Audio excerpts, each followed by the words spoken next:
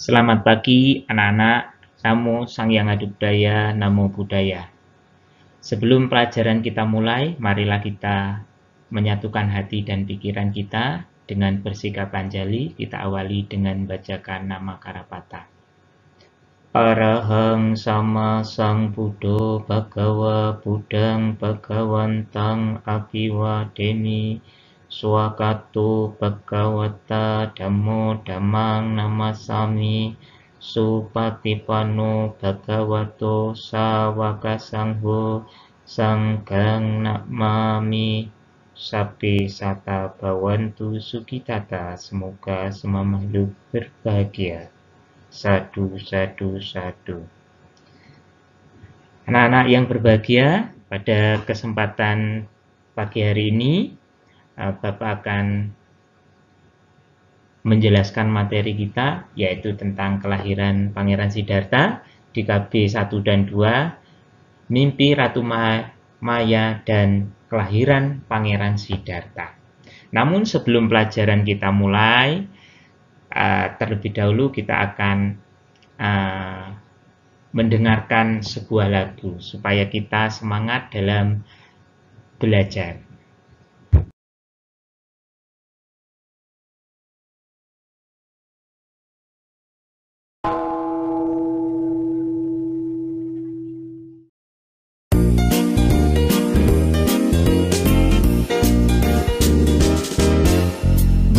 Buddha sayang kau, Buddha sayang aku, sayang yang tua, sayang yang muda, laki-laki, perempuan, yang jauh dan dekat, Buddha sayang semua.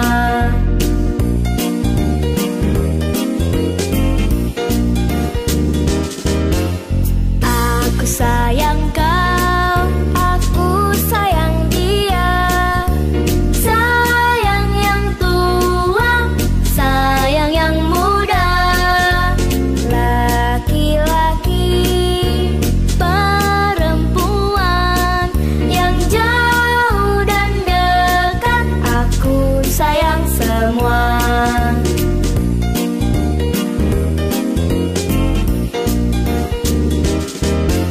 Buddha sayang kau, Buddha sayang aku, sayang yang tua, sayang yang muda, laki-laki, perempuan, yang jauh dan dekat, Buddha sayang semua. Yang jauh dan dekat, Buddha sayang semua.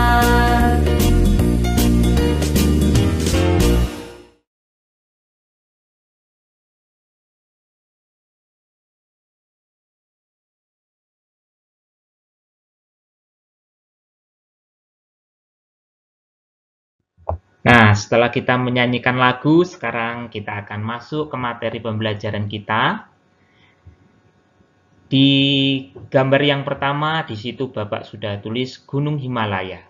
Jadi anak-anak, 252 tahun yang lalu, di India Utara terdapat sebuah gunung, namanya Gunung Himalaya. Nah, di bawah kaki gunung ini terdapat sebuah kerajaan. Kerajaan apakah itu? Nah, anak-anak sudah tahu belum?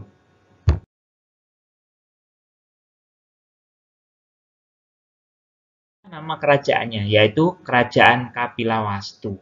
Ya, Kerajaan Kapilawastu ini dipimpin oleh seorang raja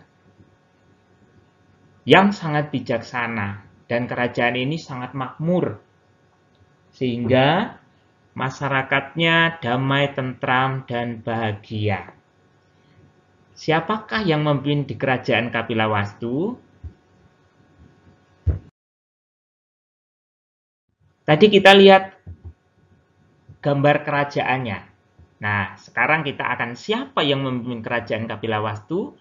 Yaitu seorang raja yang sangat bijaksana yang bernama Raja Suddhodana.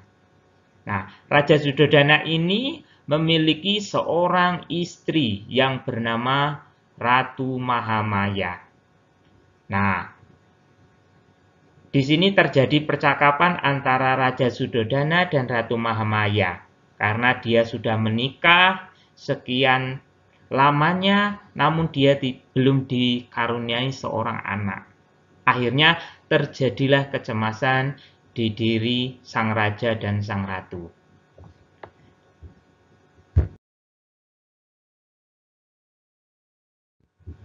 Nah, pada suatu malam, sang ratu sedang bermimpi, yaitu dalam mimpi itu didatangi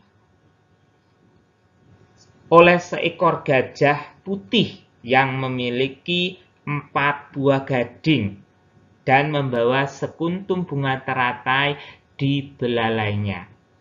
Nah, setelah menghampiri sang ratu, gajah itu pun memutari sang ratu dari sebelah kanan sebanyak 3 kali. Setelah memutari 3 kali, kemudian gajah itu masuk ke dalam perut Ratu Mahamaya sebelah kanan.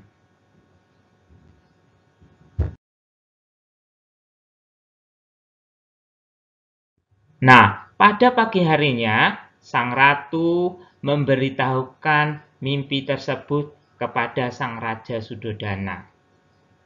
Akhirnya, sang raja menjadi was-was.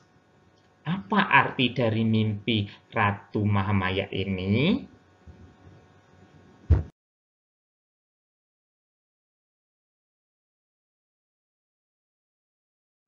Setelah mendengar kabar tersebut, akhirnya Raja Suddhodana menyuruh para menterinya untuk mengundang para Brahmana untuk datang ke istananya.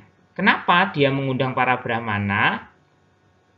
Agar supaya para Brahmana dapat meramalkan arti mimpi tersebut. Nah, berapa jumlah Brahmananya yang diundang oleh Raja Suddhodana? Yaitu berjumlah 64 Brahmana. Nah, dia datang ke istana untuk apa? Yaitu untuk meramal arti mimpi Ratu Mahamaya. Nah, rupanya apa? Para Brahmana mengatakan bahwa mimpi tersebut adalah pertanda baik bagi Raja Suddhodana dan Ratu Mahamaya. Nah, setelah para Brahmana menyampaikan hal tersebut kepada penasihat raja, bahwa sang ratu akan segera hamil atau mengandung seorang anak.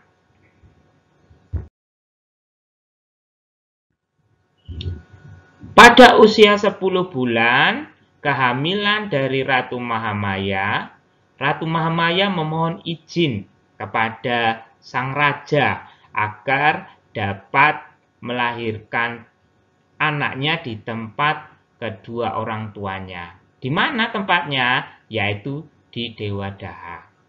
Nah, pada saat itu, sang Ratu Mahamaya didampingi oleh Dewi Mahaprajapati Gautami, para dayang dan para prajurit untuk pergi ke tempatnya kedua orang tuanya, yaitu di Dewadaha.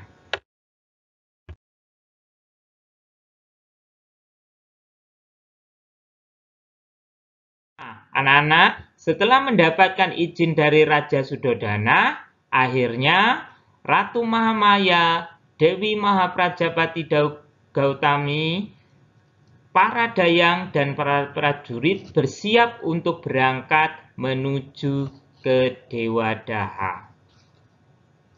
Setelah mereka melakukan perjalanan yang sangat jauh, akhirnya di tengah perjalanan Ratu Mahamaya melihat sebuah taman yang sangat indah.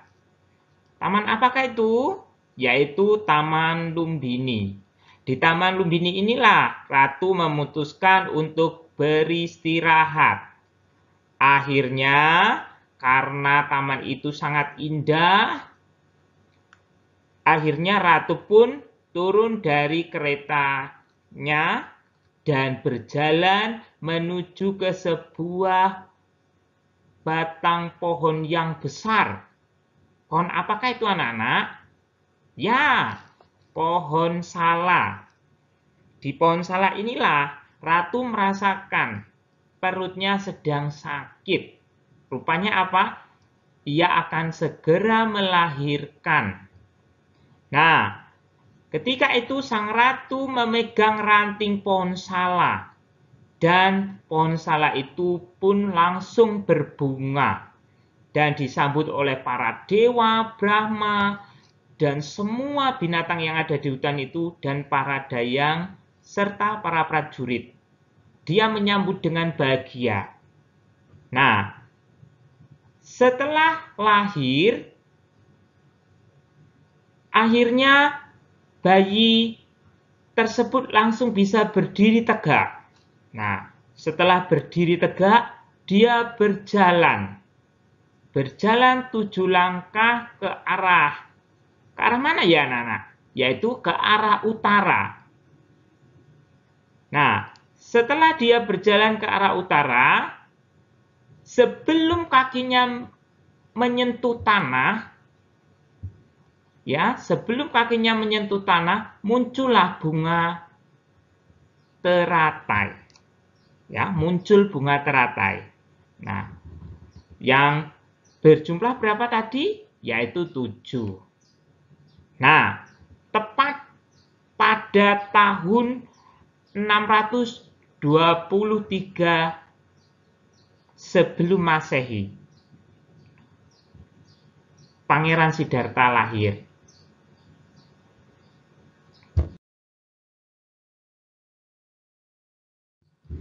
Setelah ia berjalan 7 langkah, di langkah yang ke-7 itu dia berdiri tegak. Tangan kirinya ke bawah dan tangan kanannya ke atas. Dan ia mengatakan, "Akulah pemimpin dalam dunia ini. Akulah tertua dalam dunia ini. Akulah teragung dalam dunia ini. Inilah kelahiranku yang terakhir. Tak akan ada lagi kelahiran kembali bagiku." Itu yang diucapkan oleh sang bayi. Nah, akhirnya apa? Akhirnya setelah itu, Ratu Mahamaya, para dayang ikut bahagia. Karena pangeran kecil sudah lahir di dunia. Setelah itu, dia memutuskan bukan pergi ke rumah orang tuanya, tapi kembali lagi ke kerajaan Kapilawastu. Dan akhirnya, raja pun merasa bahagia karena putra mahkotanya sudah lahir. Nah, sampai di sini anak-anak, semoga materi yang Bapak sampaikan pada kesempatan pagi hari ini dapat memberikan pengetahuan dan pengertian kepada anak-anakku semua. Semoga tetap semangat dalam belajar dan kita selalu dalam lindungan Tuhan Yang Maha Esa dan Sang Triratna. Nah, terima kasih dari Bapak. Namo Sayang Adi Budaya. Namo Buddhaya.